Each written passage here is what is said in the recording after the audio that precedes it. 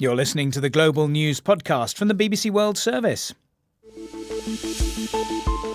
Hello, I'm Oliver Conway and we're recording this at 4:30 GMT on Friday the 31st of October.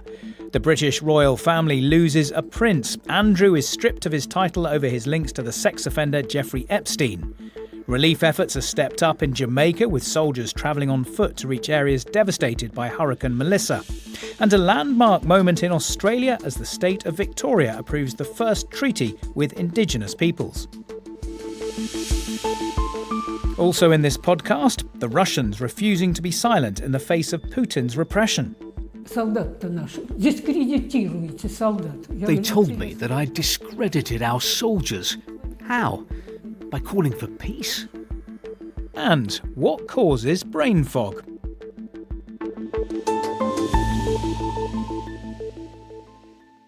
Three days after he was heckled over Prince Andrew's relationship with Jeffrey Epstein, King Charles has taken action against his younger brother. Andrew is being stripped of his titles. He'll no longer be able to call himself a prince or His Royal Highness, and forced to leave his huge mansion near Windsor Castle. Eighth in line to the British throne, he had already agreed to give up his title of Duke of York, but he has now in effect been banished from public life. Here's historian Anthony Selden. In some ways, you go back to the abdication, or indeed back to 1917, the last time that princes had their titles stripped from them for misbehaviour. In that case, it was fighting on the German side in the First World War. So we haven't seen something like this for 100 years. It is a huge moment in the royal family, but I think it will be a turning point. The scandal erupted when Virginia Giuffre accused Andrew of sexual assault and sued him in a New York court. He denied the claims but agreed to pay her a reported $15 million settlement.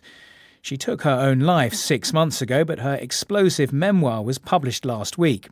Today, her family said an ordinary American girl from an ordinary American family brought down a British prince with her truth and extraordinary courage. Her brother and sister-in-law spoke to the BBC. It's a bittersweet moment. We feel like it's a very vindicated moment for our sister, but it's also very surreal. It is surreal that she's not here and that she didn't get a chance to see this in her lifetime, but it's amazing, and everything that she fought for was not in vain. It truly is a moment for her and all survivors. The former prince will now be known simply as Andrew Mountbatten Windsor. For someone said to have been Queen Elizabeth's favourite child, it is a humiliating loss of status. Robert Hardman is a royal biographer. He took these things very seriously. I mean, he always liked to have, the Duke of York KG on all his stationery. I mean, he was a great one for the use of titles. Even, when somebody just referred to the Queen Mother, he got very cross and said, "Don't you know it's Queen Elizabeth, the Queen Mother?" He stood on the ceremony. And it is, I think, a rather stark illustration of the old adage, be nice to people on the way up because you'll need them on the way down. And it doesn't look like there's anyone there on his way down. Our UK correspondent Rob Watson told me what he made of it all. The first thing to note about it is just how astonishingly ruthless King Charles has been in dealing with his younger brother, a stripping away of his title, and secondly, banishment. I mean, he's being sent from the very large 30-room mansion that he has in the grounds of Windsor Castle just outside London to Sandringham, which is in Norfolk in the east of England, a long way away from London, where presumably we're hardly ever going to ever see him again.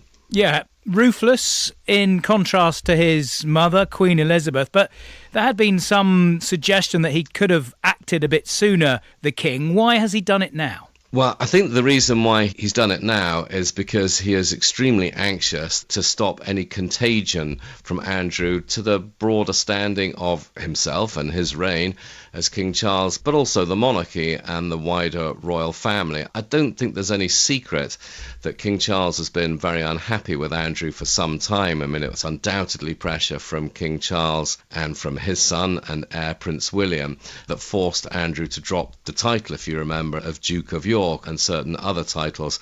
But I think looking around, King Charles decided this couldn't go on, the scandal wasn't going to die down. People would not only ask questions about Andrew, but yes, would ask questions, well, why didn't Queen Elizabeth do more? Why hasn't King Charles done more? And I think he decided enough is enough. So out of sight, out of mind, but could there still be some lasting damage to the royal family? They'll be hoping not. Interestingly, it doesn't seem to have affected the personal popularity of the leading members of the royal family, including King Charles, his wife Queen Camilla, his heir Prince William, and his wife Catherine. I think the problem is more for Andrew himself, because any idea that somehow either this or the move 2.5 weeks ago, Oliver, where he got rid of being called the Duke of York, was somehow going to say, OK, let's not look at Andrew anymore. That just doesn't seem to be working out that way. There's all of the Epstein files material is still in the hands of the United States Congress. Presumably some of that is going to be published, and people will just keep digging and digging, because this is a story of our age, the idea of the rich, the powerful and privileged who've been alleged to have been taking advantage of young women, and I just don't see that public interest in that and investigative interest in that is going to die down. Of course, in his younger days, Andrew was seen as a hero in the Falklands War, something of a dashing prince. How did he allow himself to become embroiled in this situation? It's a very good question, and I guess his critics will say it's partly his personality, that he was born into privilege, and some people just end up being more entitled than others, so they would say it's partly a personality flaw. And I guess others would point to something, again, that you've seen over the last 1,000 years of the British monarchy, and that is, what do you do when those siblings are not going to become king? What do you do to the spares, as they're known, Oliver? And it's always been difficult over the ages to give those who are not going to inherit the crown something useful and meaningful to do, and Andrew has clearly really struggled with that ever since leaving the military, whether it was his efforts as a trade envoy. He was always seen as on the lookout for money, being dazzled by other people who were powerful and who had large financial means. Rob Watson. Hurricane Melissa has been picking up speed as it moves past Bermuda, though it's expected to weaken in the next few hours. At least 44 people died as the storm swept across the Caribbean, most in the impoverished nation of Haiti. Jamaica was the first to be hit when Melissa was at its most powerful, and the death toll there has risen to 19 as relief efforts are stepped up. 2 days on from the storm, residents in flip-flops have been struggling to patch up their roofs and clear fallen trees with machetes. I spoke to our correspondent Neda Taufik in the town of Santa Cruz in the west of the country. Jamaica very much feels like two different islands. We landed in Kingston and it's pretty much unscathed. The airport was open. Everything felt normal. And as we drove, the roads just became more and more destroyed. More and more trees were downed, power lines down. You could see just where the floodwaters were before they receded. And here where I am now in Santa Cruz, people are literally still cleaning out the thick mud from their shops. They're trying to put the zinc roofs back on their board homes, those lucky enough that still had homes after the storm swept through here. And one of the women I spoke to in her shops, she's on a generator, of course, because there's no power. She just spoke about how she was just absolutely stunned that she could have never prepared herself for the intensity of the hurricane, and that she is concerned in the coming days. She said she doesn't expect that they will get massive help, that will go to those who are much more in need. And so she is just trying to conserve, she says, the gas for her generator and the supplies that her and her family will need. Yeah, I was going to ask you about help. Are people actually getting it at the moment, or are they still waiting? Well, aid hasn't come in any meaningful form yet to this area. We actually, on our flight into Kingston, there were a few aid groups on that flight. They also had a cargo plane coming from Florida. We actually have a BBC team who was also on another cargo flight with aid from Florida landing in Kingston. And then, of course, the UN and others have supplies coming from Antigua, Dominican Republic, other countries. But it will take some time. They're hoping later today, tomorrow, that aid will finally get to these areas where it's needed, because you still have 13,000 people in shelters. As I mentioned, there are areas that are just completely cut off further west of here. You have officials saying the military going on foot to try to clear roads and clear a path to get to those communities to be able to deliver aid when it arrives. And also the death toll. Officials expect that to rise, and the Jamaican Defense Forces are actually sending out helicopters to survey and locate any potential bodies. Now, I know you're on your way to some of those even more badly hit areas, but from what you've seen so far, how long will it take to rebuild those destroyed structures and get life back to normal? You know, it's so difficult because I was speaking to one resident who said, what if we just fix up these board homes and another hurricane comes? So there is a real question about how to prepare for the future. You know, we've heard estimates that it could take a decade altogether. Now, certainly power will come together. One woman was telling me she expects to get power within 3 weeks, hopefully, because keep in mind that 2/3 of the island is still without power. And the Prime Minister has said the priority is trying to get utilities back up and running for people. But if you look at the infrastructure and the destruction, the financial hit as well will really impact Jamaica's ability to recover. Neda Taufik in Santa Cruz. Australia's first treaty with its Indigenous peoples has passed the Victoria State Parliament to cheers and tears in the public gallery. The legislation will be signed in the coming weeks, giving Aboriginal communities the power to shape policies and services affecting them. I heard more from our Sydney correspondent, Katie Watson. This will establish a body called the Gulung War Body, and it will be consulted on laws and policies that affect Indigenous people, but it's also going to include a truth-telling body and an accountability body. So what that will mean is that the government will have to commit to what's known as closing the gap. This is a government initiative. It's a national agreement aimed at reducing inequality for Aboriginal and Torres Strait Islander people. So, you know, it's a significant treaty. That's the issue. It's the first state to adopt a voice, a treaty and truth. And these are pillars of reform that were requested from the Uluru Statement from the Heart, which was back in 2017, which called for more to be done to be able to realise Indigenous rights. Now, 2 years ago, we saw Australia vote against creating a national body for Indigenous people. So does what we've seen today, does that mark a change in attitudes in Australia?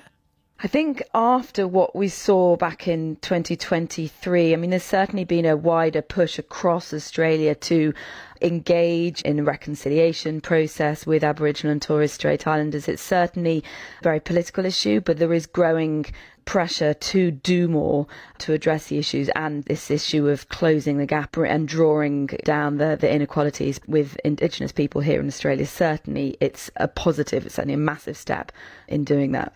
And what concrete changes would these communities like to see as a result of this? Well, I think if you look at all the indicators, there are clearly huge inequalities. So when it comes to health, when it comes to education, you know, when it comes to political representation, all of these things are issues. So in terms of picking out the top, I mean, you know, health and education are clearly priorities, but I think this is about reducing those inequalities across the board and having that representation, having Indigenous people have a voice when it comes to policies that will affect them. Casey Watson. Do you ever suffer from brain fog in the morning, the feeling of being confused, distracted or forgetful after a bad night of sleep? Scientists from the Massachusetts Institute of Technology in the US say they found out why we get it. Our reporter Stephanie Prentice told us more. Scientists took a group of people and essentially deprived them of sleep in a lab, then let them have a good night's sleep, tested them both times to monitor their cognitive functions. So let's put ourselves in their shoes for one of these tasks. We're tired, we haven't slept, we have to watch a screen and press a button when a cross turns into a square, or press a button when we hear a beeping sound. Unsurprisingly, those tired people didn't do well, but in the background, scientists were monitoring a few things, including the flow of something called cerebrospinal fluid, or CSF. And this fluid, they say, holds the key to this kind of brain fog. So during sleep, the CSF fluid is flushing out waste products from the brain. Without sleep, or proper sleep, that process just isn't finished by the time people wake up. The body then continues on and tries to keep flushing out the brain while you are awake. And that, scientists say, is when people get that fogging feeling, that sort of zoning out. So in the cross example I just mentioned, the scientists saw a flux of CSF out of the brain just as those lapses in concentration occurred.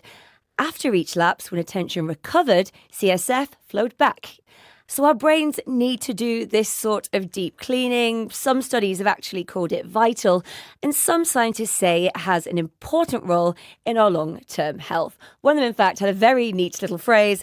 They called it refreshing cellular housekeeping. Stephanie Prentice. And still to come on the Global News podcast. It's a pretty incredible specimen, and it is a series of ping pong balls on stems. We learn about the death ball sponge discovered in the deep sea.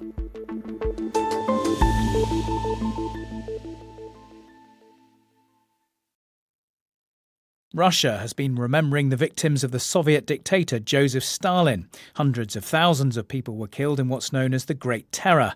But the annual commemoration comes at a time of growing political repression inside Russia today, as Steve Rosenberg reports. In a forest near St. Petersburg, they're gathering to remember.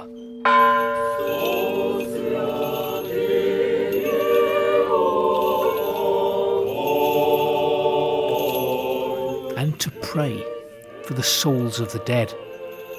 So many souls. Buried here are believed to be at least 20,000 victims of Joseph Stalin's Great Terror, possibly as many as 45,000 people denounced as enemies of the state, shot and then dumped in mass graves. This killing field is a reminder, a warning of what state terror can lead to.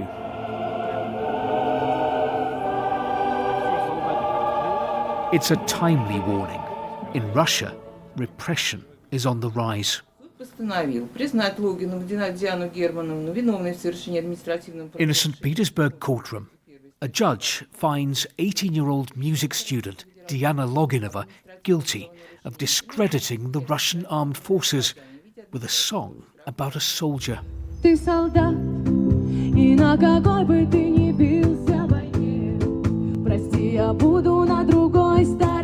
You're a soldier, Diana had sung, and whatever war you're fighting, I'm sorry, I'll be on the other side.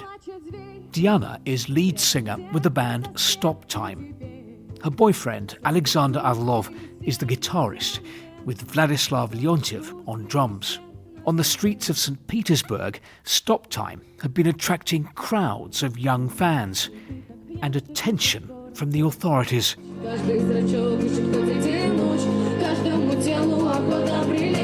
Some of the songs they'd been performing were written by exiled Russian artists who were critical of the Kremlin and of the war in Ukraine. Earlier this month, the three band members were arrested. The discreditation conviction, that ended in a fine.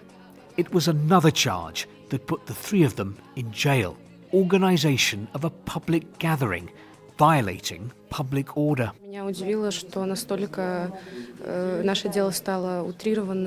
I'm surprised how things have been exaggerated, Diana tells me.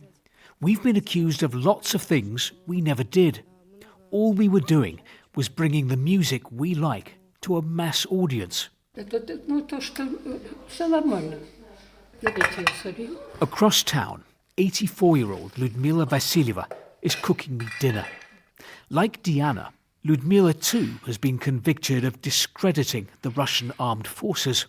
A survivor of the Nazi siege of Leningrad, this year Ludmila took to the streets to protest against Russia's war in Ukraine. They told me that I discredited our soldiers, Ludmila recalls. How? By calling for peace? Ludmila believes that increasing authoritarianism is the result of those in power fearing the public. People are scared, she admits, but the authorities are more scared. That's why they're tightening the screws. That report by our Russia editor, Steve Rosenberg. Hamas has returned the bodies of another 2 hostages to Israel as part of the ceasefire agreement. It means 13 dead captives still remain in Gaza. Frank Gardner reports from Jerusalem. Phase 1 of the Trump-brokered ceasefire plan is still in process. For Israel, it's very important that those dead hostages are handed back. They're saying it's very late. They think that Hamas is deliberately dragging its feet over it. Hamas say, look, hang on, it's rubble. We've got to be able to clear the rubble, and we need more time to excavate it, and we need to get equipment in. All of this, though, is tactical. The big strategic picture is still a long way off being resolved. So under the Trump plan, the idea is to get this big international stabilization force into Gaza. It hasn't even been formed yet. They haven't worked out what the rules of engagement are. We are told that there have been very sensitive discussions about that, which probably means trying to encourage some countries to join that force. Then Hamas needs to disarm according to the plan. That's not going to be easy. They may not want to give up all their guns. And then finally, getting a new technocratic government into Gaza and rebuilding it. All of that, though, is still a long way off. Frank Gardner. The Trump administration has announced it will limit the number of refugees admitted to the United States to 7,500, the lowest level on record, and a dramatic cut from the 125,000 allowed under Joe Biden. There was no reason given for the cut, but a notice published online said it was justified by humanitarian concerns or is otherwise in the national interest. Bernd Debusmann at the White House has this assessment. It is a very, very controversial move. In the document which was published on the website of the Federal Register, they said explicitly that of those 7,500 refugees, the vast majority would be white South Africans. Over the last few months, we've seen repeatedly, including in an Oval Office kind of encounter with South African President Cyril Ramaphosa, the Trump administration repeat claims, which they've provided no evidence, that white South Africans are facing genocide in their country. Already refugee advocates who have seen this move coming for quite some time have said that this is very unfair to other persecuted minorities around the world, even former U.S. allies in Afghanistan and in the Middle East. They're essentially not allowed to come as refugees, and the Trump administration has opened the door very specifically to this one group of refugees from South Africa. Bernd Debusmann. For almost 3 decades, Radio Free Asia has been an independent voice throughout the region, particularly in countries where governments try to control the media. Once a beacon of US soft power, the service has been starved of funding by President Trump and had already scaled back its operations. Now it says it's suspending all news production. Our global affairs reporter Anbarasan Etirajan spoke to Anka Desai about the role that Radio Free Asia has played. This is one of the important voices of information for people living beyond communist or very autocratic countries in Asia, particularly in China, in Vietnam, Myanmar, Cambodia. So this was kind of a lifeline for many of these exiled communities, even Tibetans. And it was started in 1996 under this U.S. Agency for Global Media, like Voice of America and other outlets. Now, what happened? As you all know, after President Trump assumed power, he cut down funding for many of these public institutions, and Radio Free Asia was one of the victims, and they cut down most of the staff in the US for the last few months. Now, because of this shutdown by the US federal government, because of the ongoing tussle between the Congress and President Trump, especially Democrats, now, the funding has been cut down totally. So now the Radio Free Asia is saying they're ending all their operations from Friday onwards.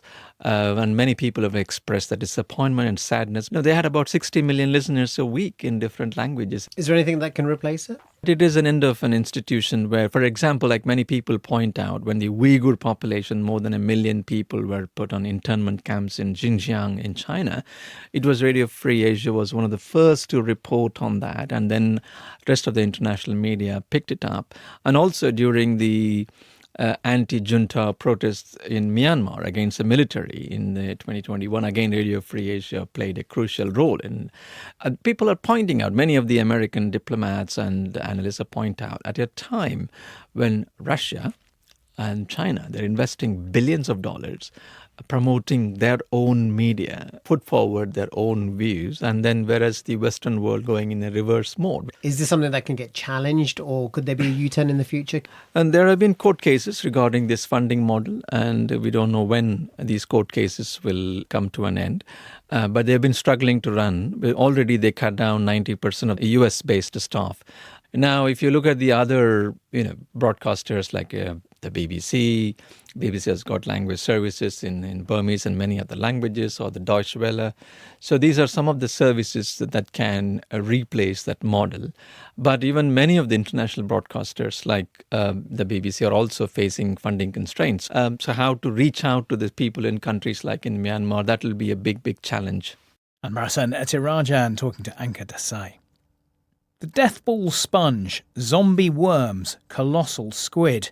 Scientists have discovered dozens of new species deep in the Southern Ocean, one of the most remote parts of the world. Dr. Michelle Taylor led the expedition and told Rebecca Kesby about her findings, starting with the carnivorous sponge that's covered in tiny hooks. It's a pretty incredible specimen, and it is a series of ping pong balls on stems, so it is quite distinctive. And sponges generally don't eat animal flesh. They normally just filter feed all of the little particles that are in the water. So this is a very unusual section of the kind of sponge taxa, in that they actually capture small amphipods, like little crustaceans. They have very sharp hooks. So on a really tiny scale, they're covered in hooks.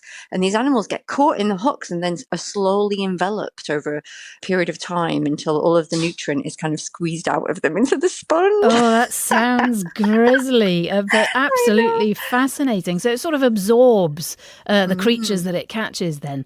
Yeah. Tell us about your research down into the depths, because the environment down there is so hostile to most life forms, including scientists, no doubt. Tell us about some of the challenges involved. I'd argue that there's some evidence that life began in deep sea areas, and it's definitely been around for millions and millions and millions of years. So the animals down there are quite happy in that environment. It's just something that's so different for us. It's incredible pressure, super high pressures. And that means that when we send equipment down, for example, like cameras and such like, it has to be able to withstand all of that pressure, which is why it's so rare, because it's expensive, it's very specialized. By the time you get down to about 1,000 meters depth, not even a photon of light can be seen from the surface. But there are obviously a myriad of animals wandering around with eyes, so eyes must still be useful for some things. And it's believed that actually bioluminescence and that beautiful blue shine that animals sometimes emit could actually be the most common form of communication on the planet. Either, get away from me, or don't eat me, or, ooh, look, I'm over here and I'm very attractive, come and find me. Wow. So the other beautiful, amazing things we found down there include some pretty grisly things like zombie worms. And these are worms that live on the skeleton of dead animals, usually dead mammals. Wow. Just coming up to the COP summit again, and one of the big issues is going to be plastics and waste in our seas. Is that something you've also been looking at, and does that impact the deep sea? Antarctica is one of the only places where we haven't found big chunks of plastic in the environment. Every other deep sea exploration that I've done, we've found one form of human influence or another, which I think really goes to showing how rare the Southern Ocean remains, because it is so challenging, it's so cold. The areas that we went to took 8 days of steaming on a ship to get there, and then 8 days to get back. The closest human beings were on the International Space Station. Wow. It's incredibly isolated. And those places are really precious and should be protected, because there's very few of them left. Michelle Taylor from the Ocean Census Expedition. And that's all from us for now, but the Global News podcast will be back very soon. This edition was mixed by Zabihullah Karouche and produced by Stephanie Zakrason. Our editors, Karen Martin. I'm Oliver Conway. Until next time, goodbye.